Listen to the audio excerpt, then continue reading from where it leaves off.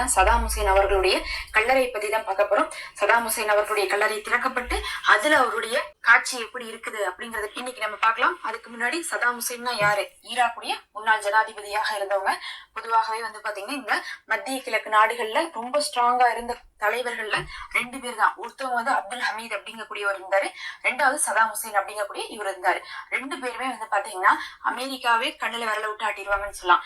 America மாதிரியான சர்வாதிகாரம் உள்ள நாடுகளுக்கு மற்ற நாடுகள் எல்லாம் கீழ்ப்படியணும்னு சொல்லிட்டு ஆசைப்பட்டாங்க. அதுலயும் பார்த்தா அந்த மத்திய கிழக்குல இருக்கக்கூடிய அரபு நாடுகள்ல பெட்ரோல் இருக்குது அப்படிங்கிறதுக்காகவே அதை திருடுறதுக்காகவே என்ன பண்ணாங்க, ரொம்ப அங்க இருக்கக்கூடிய தலைவர்களை எல்லாம் கொடுமையா நடத்துவாங்களாமா. அவ்வளவு தடவை என்ன பண்ணிருக்காங்க, போர் எல்லாம் செஞ்சிருக்காங்க. அமெரிக்கா ஈரானை பண்ணதும் ஆப்கானிஸ்தானை பண்ணதெல்லாம் பாத்தீங்கன்னா எக்கச்சக்கமான கொடுமை பண்ணிருக்காங்க. எல்லாம் பண்ணிட்டு கடைசியா என்ன பண்ணுவாங்க, அங்க இருக்கக்கூடிய எண்ணெய் வளங்களை திருடிட்டு வருவாங்க. அப்படி பண்ணும்போது சதாம் ஹுசேன் அவர்கள் என்ன பண்ணல, ஒத்துக்கல. எங்க நாட்டுக்காக நாங்க உயிரை கூட கொடுப்போம், உங்களுக்கு அடிமையா இருக்க மாட்டோம். ரொம்பவே எதிர்த்து அவங்களெல்லாம் என்ன பண்ணாரு, மிரட்டிட்டு இருந்த ஒரு பெரும் தலைவராக இருந்தாரு. அப்புறம் பார்த்தாங்க நிறைய பழிய போட்டாங்க. அதுக்கப்புறம் காசெல்லாம் கொடுத்து கூட இருக்கக்கூடிய ஆட்களையே என்ன பண்ண ஆரம்பிச்சிட்டாங்கன்னா அப்படி குழிப்பறிக்க ஆரம்பிச்சதுக்கு பிறகுதான் என்ன ஆனாங்க, சதாம் ஹுசேன் அவர்களை அமெரிக்காவும் என்ன பண்ணிட்டாங்க, ஒரு கட்டத்துல கைது பண்ணிட்டாங்க. கைது பண்ணி அவரை தூக்கிலையும் போட்டாங்க. அதுக்கு காரணமும் கூட பாத்தீங்கன்னா ஈராக்ல இருக்கக்கூடிய பல மக்கள் தான்.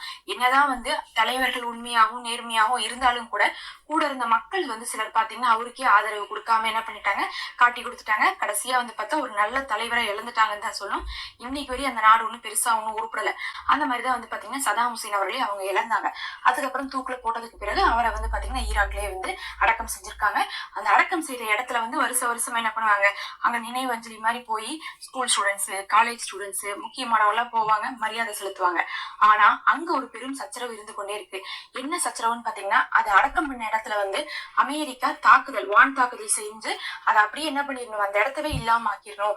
ஏன்னா அவரை ஒரு ஹீரோ மாதிரி என்ன பண்ணிட்டு இருக்காங்க, போய் நினைவுபடுத்திட்டு இருக்காங்க. அப்படி இல்லாம ஆக்கிடணும். உடல்னு ஒண்ணு இருந்தாதான் வருஷத்துக்கு ஒரு தடவை போவாங்க, அவரை பத்தி பேசுவாங்க. அப்படி ஒண்ணு இல்லாட்டின்னு என்ன பண்ண மாட்டாங்க, பேச மாட்டாங்க, நினைக்க மாட்டாங்கன்னு சொல்லிட்டு அந்த இடத்தை அழிக்கிறதுக்கு ஆட்களை வச்சு ஏதோ ஒண்ணு அமெரிக்கா பிளான் பண்றாங்கன்னு தெரிஞ்சிச்சு.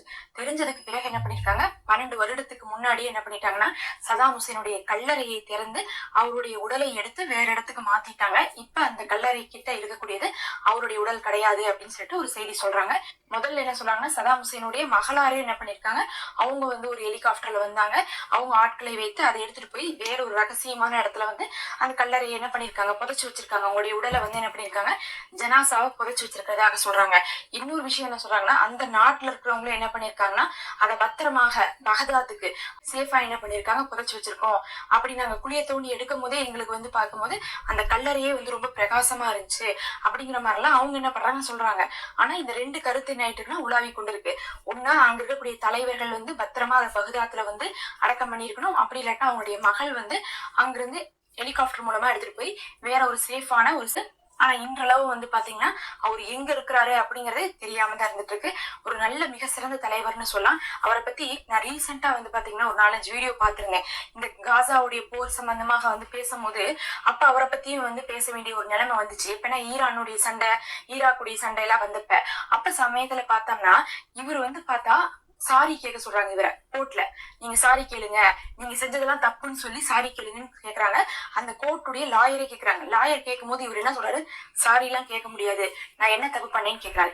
கடைசியா அவருக்கு தூக்கு தண்டனை கொடுத்த போது கூட அவர் எதுக்குமே பயப்படல.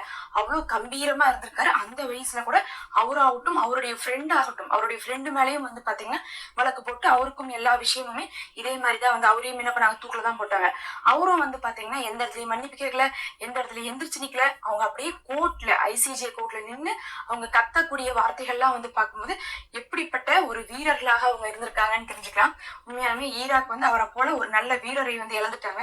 அதே சமயத்துல சதாம் ஹுசேன் மக்களுடைய அந்த ஒரு பாசத்தை பெற்றுக்கொள்ளாம வாழ்ந்துட்டாரு சில இடங்கள்ல அப்படிங்கறதும் தெரியுது. ஏன்னா சில இடத்துல பார்த்தா அங்க இருக்கக்கூடிய மக்களே தான் காட்டி கொடுத்திருக்காங்க. அப்படிங்கறதுனாலதான் அமெரிக்கா கையில இவங்க மாட்டிருக்காங்க. எது எப்படி இருந்தாலும் சரி, அவருடைய கல்லறை 12 வருடத்துக்கு முன்னாடியே திறக்கப்பட்டதாகவும் அது இடம் மாற்றப்பட்டதாகவும் இன்னும் அது ஒரு மர்மமாவே இருந்து கொண்டிருக்கு. அல்லாஹ்வே நன்கறிவான்.